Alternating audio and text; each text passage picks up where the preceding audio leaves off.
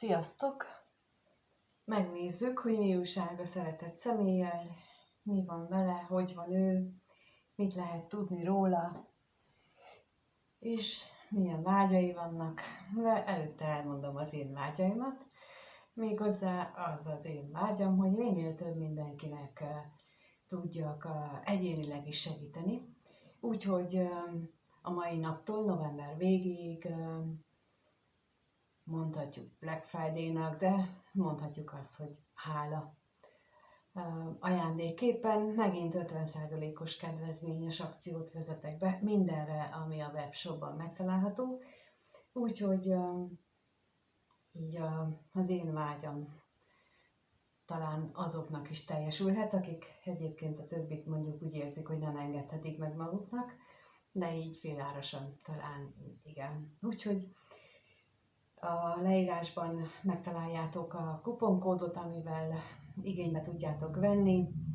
Tehát, mint mondtam, mostantól kezdve november végéig megint 50%-os kedvezménnyel tudtok a Hála 50-es akcióban részt venni. Ez lehet, mondom, Black Friday-nek elnevezni, lehet a hálaadással kapcsolatosan, ugye Amerikában ilyenkor november végén, a csütörtökön van a hálaadás ünnepe, és lehet az is az 50% alapja, de teljesen mindegy, a lényeg az, hogy az én kívánságom az, hogy minél több mindenkinek tudjak lehetőséget biztosítani arra, hogy beszéljünk.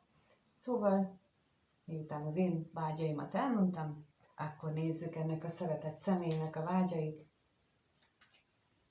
hogy ő mi van vele, esetleg mire vágyik, vagy mi történik körülötte, benne. Ezt nézzük meg, ez a kérdés.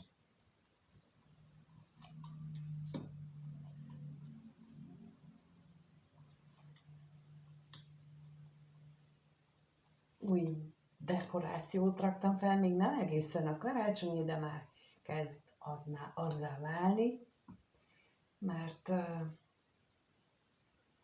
talán már nem húsvétra készülünk.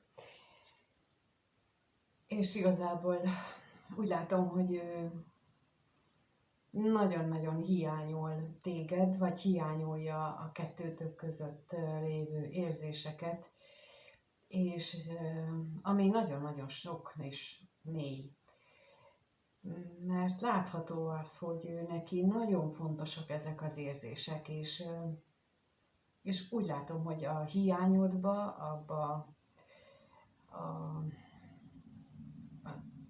mondjuk itt a szeretett szívének kedves személyben én téged látlak, de majd úgyis rákérdezünk mindjárt, hogy te vagy-e az, akire ő itt gondol. A lényeg az, hogy neki van a szívében valaki, aki nagyon-nagyon-nagyon fontos a számára, akivel viszont most nincs együtt, vagy legalábbis valamilyen veszteséget él meg vele kapcsolatosan, és ez őt teljesen kiborítja, kétségbeejti, és nagyon rosszul érzi magát ettől a hiánytól, ugyanakkor pedig elképesztően nagy szerelmet él meg.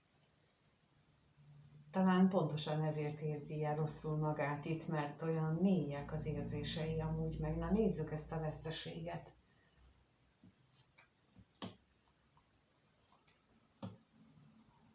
Nézzük, ez a veszteség mit jelent itt, azon túl, hogy lehet, hogy úgy gondolja, hogy neked, vagy hát ennek a személynek ő fájdalmat okoz, újra és újra, vagy pedig ő él meg vele kapcsolatosan fájdalmat, újra és újra, a szomorúságot, hát amit ugye ez is itt mutat. Nézzük a betegséget, hogy miért van itt ez a betegség. Igen, így éreztem ebből is, hogy egy ígéret köti őt. Egy ígéret köti, amit úgy érez, hogyha megszegne, akkor az nagy szerencsétlenséget hozna neki. Tehát, hogy így nem biztos, hogy ő erkölcsileg, lelkileg készen van, hogy azt megszegje, ezt az ígéretet, és valójában inkább lemond erről a szeméről, lemond az érzéseiről, mint hogy azt a kötelezettséget ő megszegje. És tulajdonképpen az az igazság, hogy ez egyfajta hitet is tükröz. Az én nézőpontom szerint, hogy ha két embert egymásnak teremtettek, és az égiek is úgy gondolják, akkor ők majd megoldják azt, hogy ők együtt legyenek, akkor is úgy, ahogyan az a lehető legjobb a számukra, de addig meg el kell viselni azokat az ígéreteket és azokat a dolgokat, amiket ők vagy karmikus terheket, amiket ők magukra vettek, vagy aminek a feldolgozásán dolgoznak. Tehát az én nézőpontom szerint és az én tapasztalatom szerint, hogyha a föntiek úgy gondolják, hogy egy karma beteljesült, vagy az a két ember már megérdemelte, vagy kiérdemelte, inkább így mondom, kiérdemelte egymást, akkor ők majd intézik. Akkor ők majd megszüntetik ezt a kapcsolatot, akkor ők majd feloldják ezt az ígéretet, de ehhez mérhetetlen hitre van szükség. És amikor mi önhatalmulag úgy döntünk, hogy mert az én szerelmem az többet ér, mint az, hogy most az égiek mit akarnak, akkor szoktunk mindenféle dolgokat elkövetni, és hát én nekem bebizonyították már a föntiek, hogy ők az erősebbek. Tehát, hogy én akarhatok bármit, és csinálhatok bármit, mindig a végén az ő akaratuk érvényesült, ezért mondom el ezt is például, hogy hát én jó sok arculcsapást kaptam már föntről, amikor túl nagy volt az egóm, és ilyen értelemben is. Na, akkor megnézzük, hogy te vagy-e az, akire itt gondol, amikor ott kijött az a szívének kedves személy. Tehát a kérdés az, hogy ez a szeretet kedves, mit gondol a nézővel kapcsolatosan, milyen gondolatai vannak, ha rágondol. Ez itt a kérdés, hogy mit gondol, ha rágondol, milyen gondolatai vannak a nézővel kapcsolatban.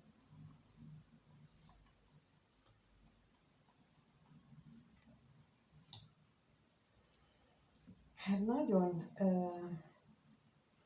nagyon úgy érzi, hogy nagyon jól tudnak ők együtt lenni, vagy hát igen, tehát hogy nagyon jól együtt lenni veled, nagyon szereti, élvezi a társaságodat, élvezi azt, amikor veled van, vagy együtt vagytok, bármit csináltok, az őt örömmel tölti el, és ez az irántad érzett vágy, vagy szenvedély, az szinte szétégeti őt is, ilyen tényleg ilyen elmondhatatlan, hogy mennyire perzseli valójában benne. Ő maga sem érti, hogy mi ez, és nem tudja, hogy most hogyan kezdjen, vagy hogyan folytassa, újat kezdjen nélküled, hogyan tudna élni nélküled, vagy hogyan tudna veled élni, egyáltalán ezt sem tudja. Nézzük itt a hamisságot. Persze jelentheti az ilyen hamisság azt is, hogy ő küzd ezzel ellen a szenvedély ellen, amit ő belül él meg. Igen, igen, ez most éppen erre jön válaszképpen, ami itt közben jött információ, mikor elkezdtem kirakni a kártyát, hogy nagyon erős benne ez az ellenállás a te csáberődnek, vagy a te vonzásodnak az ellenállás, annak való ellenállás nagyon erős benne, és próbálja letagadni magában, hogy nincs így, de ez hát nem igaz. Na nézzük a szenvedélyt. szerencsétlenségre. Igen. És ő csak úgy tud ezen felülkerekedni, amit az előbb is mondtam, hogy ő állandóan a kötelezettségeire fókuszál, hogy azt próbálja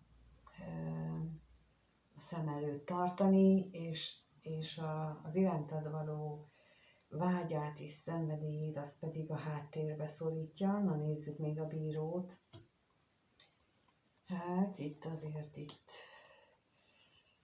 itt úgy látom, hogy lehetséges olyan nehézség, ami az ő környezetében van, ami megnehezíti ráadásul ezt a döntést, vagy hogy mit csináljon, vagy ami miatt pontosan állandóan erre a kötelezettségeire fókuszál, hogy ő neki olyan körülményei lehetnek, amelyekben ő úgy érzi, hogy ő neki gondoskodnia kell valakiről, valamiről, vagy nem tesz eleget bizonyos kötelességeinek, és akkor emiatt mondjuk ő folyamatosan szemrehányást kap, és ez is akadályozza az, hogy ti ezt az örömteli együttlétet megéljétek. Ő szerinte, az ő gondolatai szerint van ez így. Na és akkor megnézzük, hogy egyébként mit érez, és akkor itt megkaptuk az utalást, hogy bizony-bizony te vagy az előbb is te voltál az, akit ő a gondolataiban tartott, és akkor nézzük, hogy ez a szeretet kedves, hogyan érez a néző iránt, milyen érzései vannak. Hát mit bizonytalankodik? Ja, nem annyira bizonytalankodik.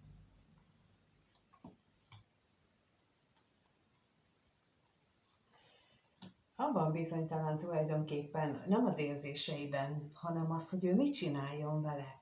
Hogy hiába próbálja hátrahagyni, és az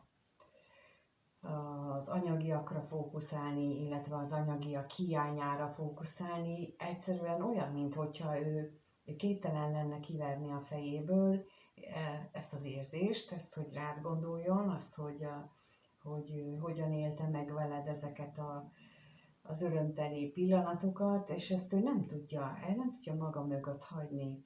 És elképzelhető, hogy próbál mondjuk a hitbe menekülni, vagy imába menekülni, de a lényeg az, hogy hát elég sok mindent megpróbál bevetni, hogy ezt ő valahogy megéljen. Na nézzük a bírót.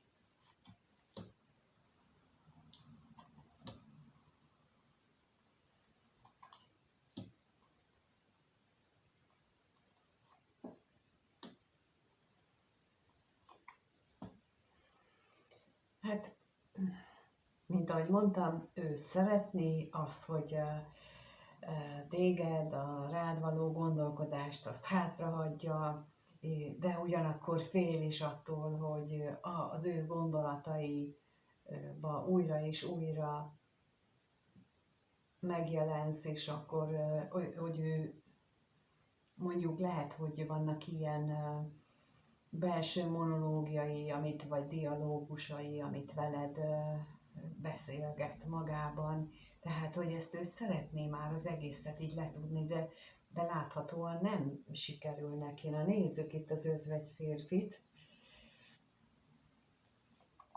hogy mi van vele. Hát,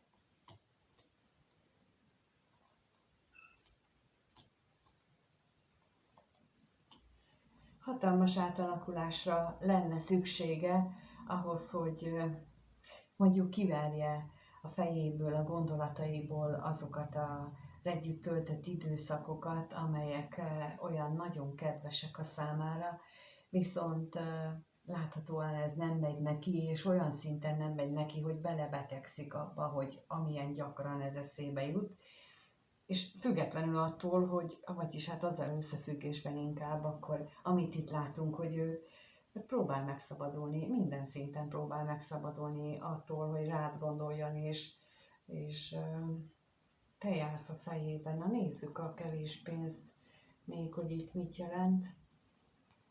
Mi van itt a kevés pénzzel? Hát, mint mondtam, hogy próbál az anyagiakra fókuszálni, próbál arra koncentrálni, hogy ami a mindennapi problémákra, és az előbb is már ez kijött. Tehát most itt úgy látom, hogy ezt ismétlődik. Tehát olyan, mint hogyha ő neki a gondolatai, az érzései, az egy ilyen mókuskerékbe keveredtek volna, és tök mindegy, hogy mit kérdezek, a gondolatait, az érzéseit, mindenről ez jut az eszébe, hogy próbál menekülni tőled, próbál menekülni attól az érzéstől, amit irántad érez, és állandóan ezt úgy próbálja, hogy a kötelességére próbál fókuszálni, hogy őt lelkileg azt meg tudja. De én itt, ha én javasolhatnék neki, ebben az esetben, akkor azt javasolnám, hogy ne meneküljön, hanem adja meg magát ennek az érzésnek, és tényleg bízza az égiekre, és mondja azt, hogy legyen meg a te akaratod, Uram, és legyen úgy, ahogyan szerinted a legjobb. Mert amikor ezt eléri, akkor is így is úgy is úgy alakulnak a dolgok, csak amíg tagadásban vagyunk, amíg ellent állunk az égi akaratnak, addig még nagyobb fájdalmat élünk meg, és amikor elfogadjuk a Teremtőnek, a Mindenhatónak a mindenhatóságát, azt, hogy úgyis az ő akarata fog érvényesülni, na akkor egy kicsit meg tudunk könnyebbülni. És ez az élet minden területére érvényes, nem csak erre, beleértve akár az anyagiakat, a munkahelyt, bármilyen téren. Ez a helyzet, hogy el kell jutnunk oda, hogy azt mondjuk, hogy legyen meg. Ezt azért hangsúlyozom ennyire, mert én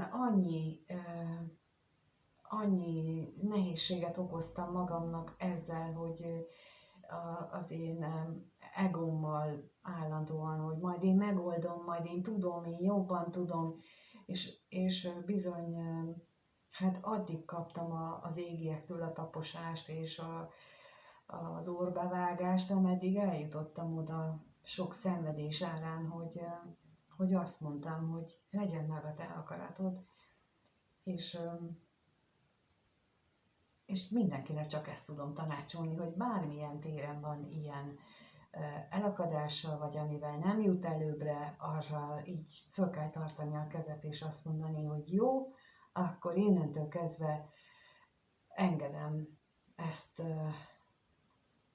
a Szentírmai Mihály azt úgy mondta, hogy áramoljunk a flow-val, tehát a flow, az áramlása, ezt így is megfogalmazhatjuk, de az azt jelenti, hogy megadom magam az isteni energiáknak, fölfekszem rá, és legyen minden úgy, ahogyan lennie kell. Nem küzdök, nem kapálódzok, már mint a vízbe fújt, aki nem tud úszni, és akkor bekerül a mély vízbe, az is, ha ott kapálódzik, akkor magával ránt másokat is, és ez lebegjen a szemünk előtt mindig, hogyha ilyen helyzetben vagyunk, hogyha megpróbálunk kapálózni, tiltakozni egy dologgal kapcsolatosan, akkor a másikakat is magunkkal rángatjuk ebbe a szörnyűségbe. Például, amikor a párkapcsolatban rosszul mennek a dolgok, és akkor a másikat szidjuk, meg a másikat okoljuk, akkor nem csak nekünk lesz rossz, hanem a másiknak is ezáltal, vagy a gyerekeknek, akik ezt végighallgatják. Szóval, hogy így lehet érteni ezt a fuldoklónak a táncát, amikor húzza magával mást is, és jó esetben valaki jön fölülről, kiemeli őket, vagy magukkal rántja mindenki mást is, és mindenki oda veszik. Ez talán elég képletes ahhoz, hogy hogyan tudjuk így magunkat egyre lejjebb vinni. Na de megnézzük, hogy mire lehet számítani. ettől a szeretett kedvestől a következő néhány napban, egy hétben mi az, amire a néző számíthat tőle. Lássuk. Lássuk, mire számíthatunk ettől a szeretett személytől.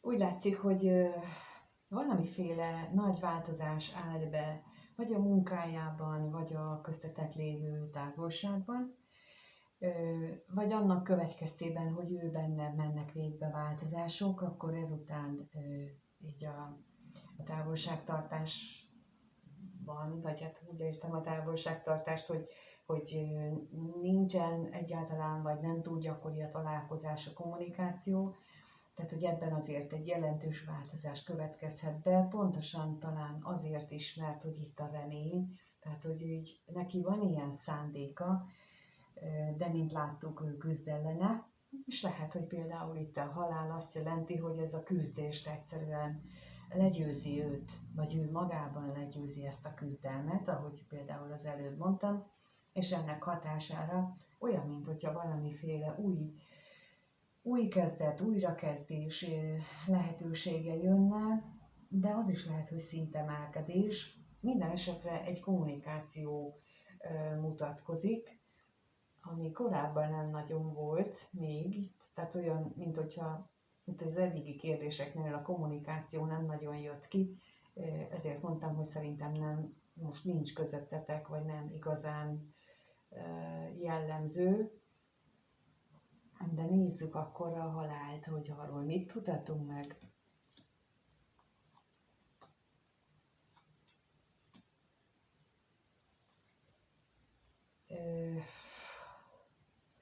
Talán most én nekem az jön, hogy a következő héten, meg a következő hetekben is azok az energiák erősödnek fel, azok a támogató, isteni támogató energiák, amelyek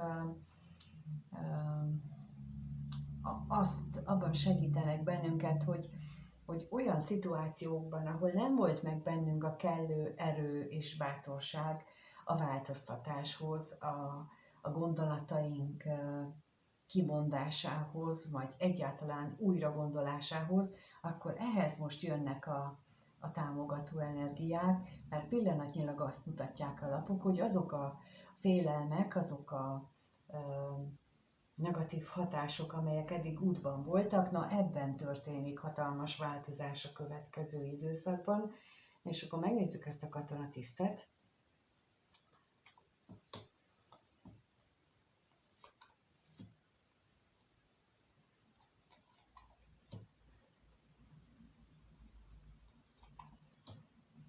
És mint mondtam, határtalan vágyakozás van benne, és meg mély érzések, és mint mondtam, hogy ennek a nagy változásnak a következtében lehetséges, hogy itt a közeledés az abban is változás történik, sőt azt mutatják itt a lapok, hogy bizony kommunikációban pontosan ennek a